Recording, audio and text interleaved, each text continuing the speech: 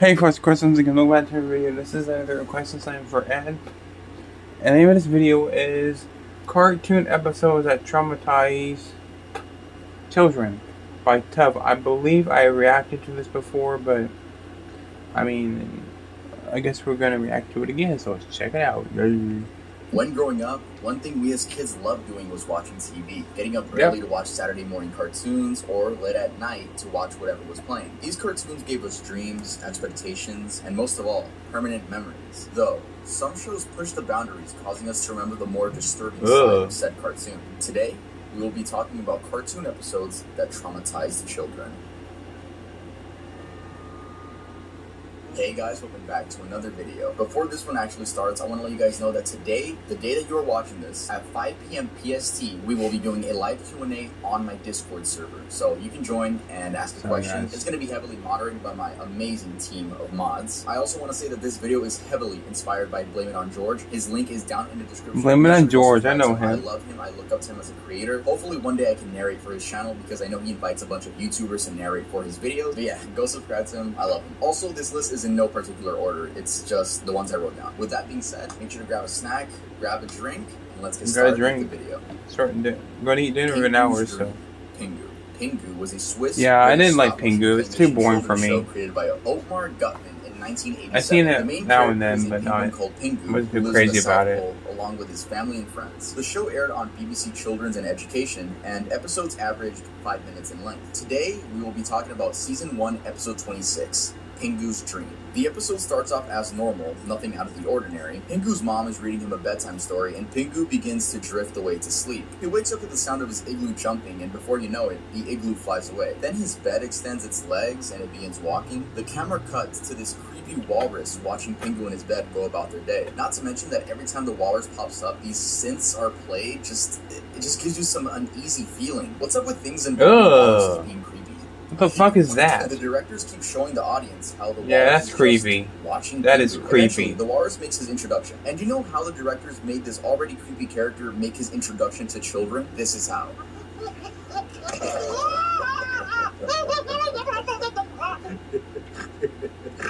It's clear to see that the walrus is supposed to have this definitely a nightmare that finds everything funny and just wants to play, but they really messed up by making him almost human-like. The walrus begins messing with Pingu and eats his bed, all while non-stop laughing. Pingu and his bed begin running away, weird shit, man. Ends up falling down a hill of snow. It was actually a pretty cool transition because the next camera zooms out and you can see that he's in his room again. The episode ends with Pingu crying and his mother consulting him. Yes. That's how this episode ends. Not only is this the ending to the episode, but this was actually the season finale. This episode was highly controversial and was eventually banned from television due to the giant walrus being too scary and unsettling for many young There's worse stuff out there on TV, man. Even back in the day, there's worse shit than this. Viewers. The creator Otmar Gutman actually used the same walrus model in a German short film he made years prior. This caught me off guard because the voice he used for the walrus is so unexpected. Here, I'll just play the clip. That's crazy, but I've seen worse, trust me. Even as a kid, I've seen worse. Yeah, let's move on the list.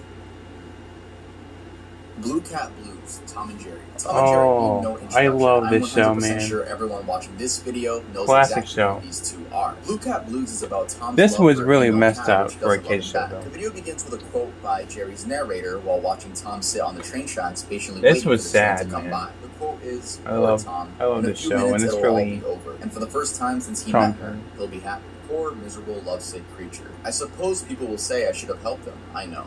But it's better this way. Talk about a kid's show getting dark. Throughout the episode, we see just how much Tom is in love with this cat, and how he is overthrown by another cat by the name of Mr. Butch. The cat with more money, more gifts, a better car. Tom resorts to drinking milk, which in this episode is a substitute for alcohol. Tom is seen sliding down a gutter until Jerry saves him. They get splashed by some water and come to find out it's Mr. Butch and the love of Tom's life riding away in his car with a just married son. There's always hookers, the same Tom. thing happens to Jerry. Jerry, as his girlfriend is riding away with another mouse. Jerry brings himself down to the train tracks and sits next to Tom, and both patiently wait for the train to pass by. The episode ends with the haunting horn of a train. And this is a kid's show.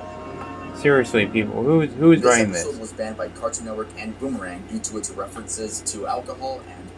Also, I just want to clear up a common misconception, and that is that this is actually the finale to the series. It's not. We see then Man's best friend. sad day. Ren and Stimpy ran on Nickelodeon from 1991 to 1996. This show I used to watch all the time too. Clueless cat. This show got away with so much shit, it's actually scary. Season 2, episode very 4 true. Opens up with a man by the name of George Liquor adopting Ren and Stimpy at a pet store. Once he but it was a good show though. Through a bunch of rigorous tasks to see if they can keep up with how he wants his ideal pets to act. In one scene, he forces Stimpy to get on his couch so that he can learn how to be quote-unquote disciplined and, well, just watch. Oh, I'm so scared.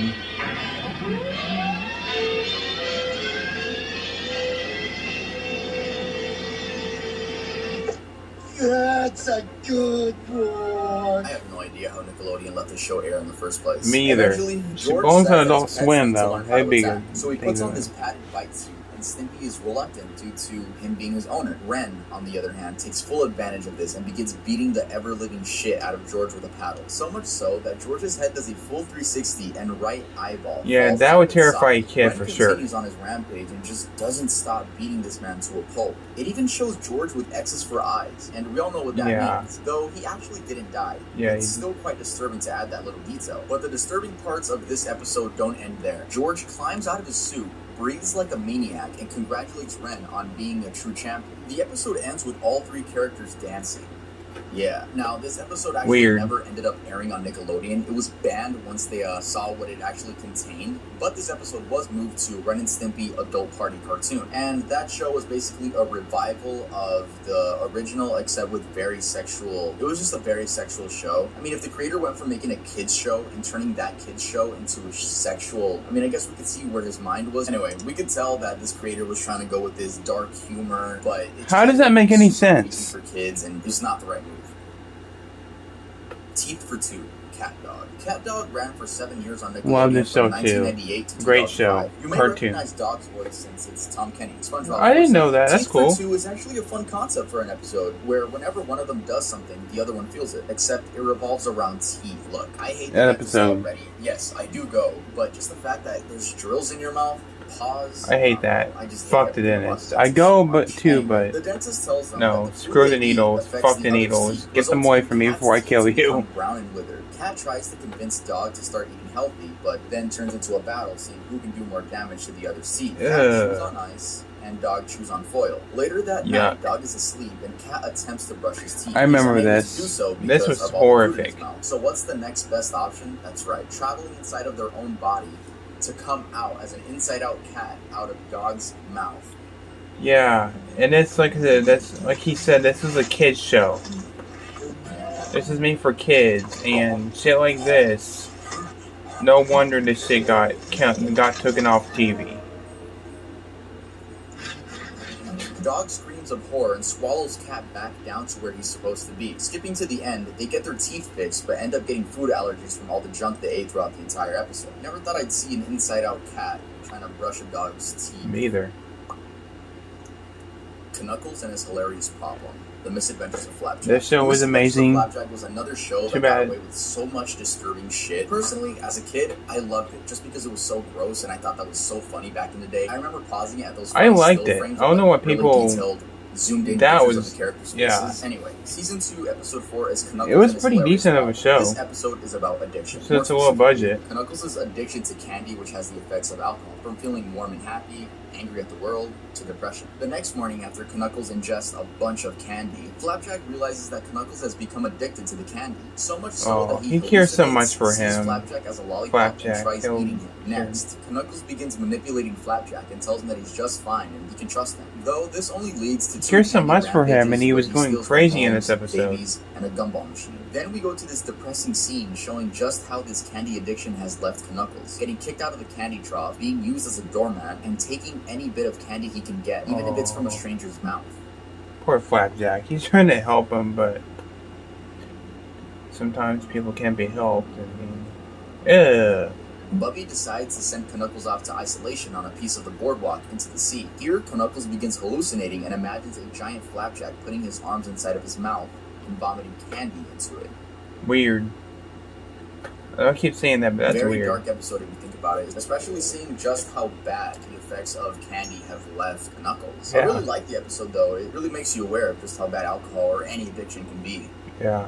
Especially Earth Mover. Smoking and shit. Beyond. Batman Beyond released in 1999 and aired on Cartoon Network What was and this? WB Kids. I don't. Today we're going to be talking about season No, 1. I watched the episode original 15, Batman. I didn't watch Earth this Mover. one. We start with this as a teenage kid. girl by the name of Jackie hanging with her friends, one of which is Terry McGinnis, aka the Batman after the original Bruce Wayne Batman. She explains that she's been feeling like she was followed and watched by someone. Soon after that, Terry sees a mysterious figure outside through the window. A chase begins, but the figure isn't caught. The next day, Jackie's adopted father gives all three of them a ride, but first he says he wants to show them something. That being a piece of land he plans on buying and placing a factory on. An earthquake happens, and again, there was another fight scene. After this, Bill, her adopted father, explains that he thinks it might be Jackie's real father looking for him. He tells the story from many years ago, and while he was trying to dump toxic waste into an abandoned mine shaft, the wire pulling up the container got stuck on a piece of wood and resulted in the entire mine shaft collapsing in on itself. Jackie's father was at the bottom and ended up being crushed by the debris. Not only that, but was covered by the toxic waste. Whoa. Everyone assumed that he died instantly, and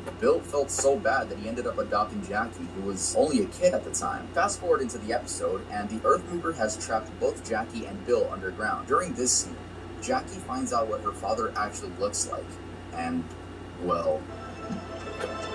Oh my god. So like the text was saying, I can't show too much due to a copyright claim, but basically, Jackie is horrified seeing that this is her father. I mean, who wouldn't? And Look this, at the way they drew it. Yeah, that's and basically this, the scene in a nutshell. I mean, and this shit was allowed on TV for kids. To get his words out. He Damn. seems to think that Who Bill hurt betrayed you? him and left him to die so that he didn't have to split the revenue with a partner. He also sees Bill adopting Jackie as her getting stolen from him. Imagine accidentally dying and then half the horror movies I watched and I've seen recently aren't nearly as bad as this shit. Friend that accidentally killed you adopts your daughter? Bro. Eventually, Batman swoops in and saves the day. The episode ends with this very dark quote. My father. He's not your father. Not really. He's a ghost. Yeah. Dad. Too dark for a kid's show. Way too dark. Mooch Master P, Mr. Meaty. I remember Mr. this Meaty too. aired from 2006 this to 2009 kind of creeped me and out. was cancelled due to a mix of low ratings and criticism from adults and vegetarians who protested against the show. Honestly, the show was very lucky it even lasted 3 years, considering how ugly all of the characters were. They were ugly, weren't they? Workers Josh and Parker through their odd adventures. Season 1, Episode 6 begins with Parker. I mean, I liked it. It wasn't. Josh gets annoyed because I like creepy stuff, you know, and so it didn't really bother me. Like all of the food Parker's about to I liked take it. out of this pier. Josh records it with a camcorder and slows down the footage. Then we see that a giant tapeworm is living inside of Parker, eating all of his food. They decide to get rid of the tapeworm the only way they know how, fishing it out of Parker's stomach. They do end up getting it out, and an Australian man comes by and says he'll buy it for his zoo. Though he doesn't take it to the zoo. Instead, he swallows it whole in front of them. Come on in.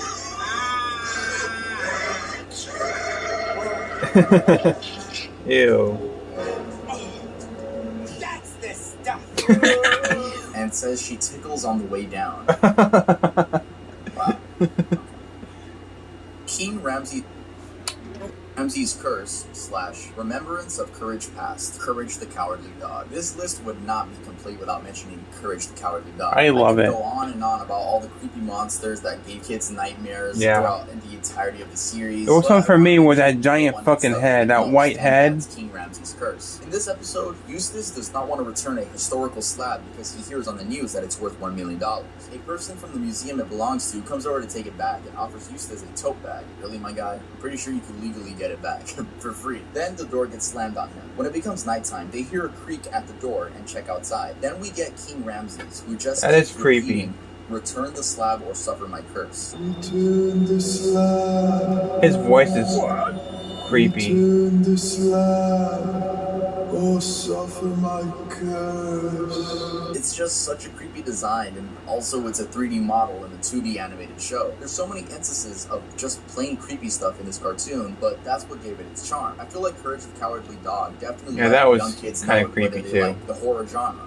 So shout out to Courage the Cowardly Dog for that. I also want to talk about another episode called Remembrance of Courage Past, which is actually the second to last episode of the entire series. This episode is This about was a Courage's sad parents, one. which sadly got taken away from him at an early age due to an evil veterinarian. This veterinarian puts Courage's parents in a rocket ship, and Courage can't do anything because he's just a pup. While being chased, Courage hops into the garbage disposal and escapes. He watches as his parents are sent off to space and waves goodbye. Damn. Yeah, this kind of tore my heart We out see when I how first Courage is saw it. adopted by Oh. Muriel and why she decides to name him Courage. Meanwhile, in the present day, the same thing is about to happen to Muriel and Eustace, but luckily, Courage is able to save the day. I'm surprised you didn't leave Eustace in there. In space, he finds himself with all the other dogs he has experimented on, including Courage's parents. Hopefully we'll get to see his parents again one day in the show.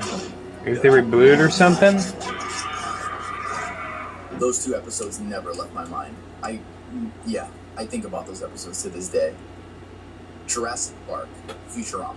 This is a little bonus I'm throwing in. The reason I'm throwing this in as it's a on the bonus kids show, though. One, Futurama wasn't really made for kids. It was a show for young adults. And two, I don't think this episode traumatized anyone. It was just incredibly sad. And if you're a fan of Futurama, is it the dog one? You already know what I'm talking about. This episode, Jurassic Park, was the hardest one to rewatch. This was a heavy episode for is sure. About Fry's old dog from 1997 named Seymour. In case you guys don't know, Futurama takes place in the Fry's such a sweetheart in his show, man. He was so sweet. 2000, since he accidentally fell into a cryogenic chamber on New Year's Day. Anyway, Fry finds Seymour as a fossil in a museum, where he then takes home to the professor. The professor explains that he can actually bring back Seymour with new technology, and so Fry begins getting ready for Seymour's return. This includes a doggy bed, a collar, and some chew toys. When the professor is ready to bring back Seymour, Bender throws his body into a pit of lava because he's jealous that Fry will have a new best friend. We get a flashback of Seymour doing everything in his power to find Fry. Seymour eventually finds Fry, but no one in the lab notices that Fry is in there. Even his parents will go to pick up Seymour. Talk about frustration. Anyway, Bender jumps into the lava pit and retrieves Seymour's body. Seymour didn't burn due to the material covering his body. His eyes melted. Actually lived his full lifespan of 15 years, 12 years after Fry's disappearance. So Fry decides not to bring him back simply because he doubts Seymour even remembers him, and he probably moved on with another family. But wait, here's the kicker. We, the audience, get a What?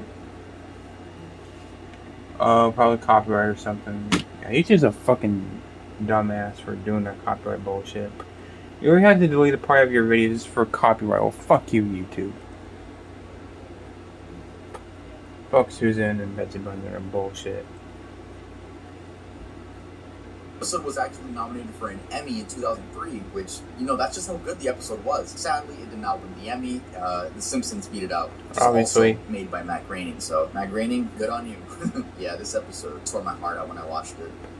I can do that to anybody. I hope you guys enjoyed that video. If you did, make sure to leave a like and make sure to subscribe to the channel. We're almost at 200,000 subscribers. Make sure to go follow me on all my socials, Instagram, Twitter. Go subscribe to my second channel. Join the Discord server because we're going to be talking later today. And even if you're watching this video on the day that I didn't upload it, it's okay. Sometimes I join the voice channels and I just talk to you guys when I'm bored. You'll get guaranteed sneak peeks on my channel membership. So if you want to join that for $1 or $1.99, be my guest. We also got merch. I'm just going to promote that since saying everything. My next video will be TikTok Iceberg Part 3 with a special co-host. Part 3 is the finale, so we're going to end off the series with number 3, and you guys are going to love her, so make sure to stay tuned, turn on post notifications, and I will see you guys next time I upload. Yeah, those...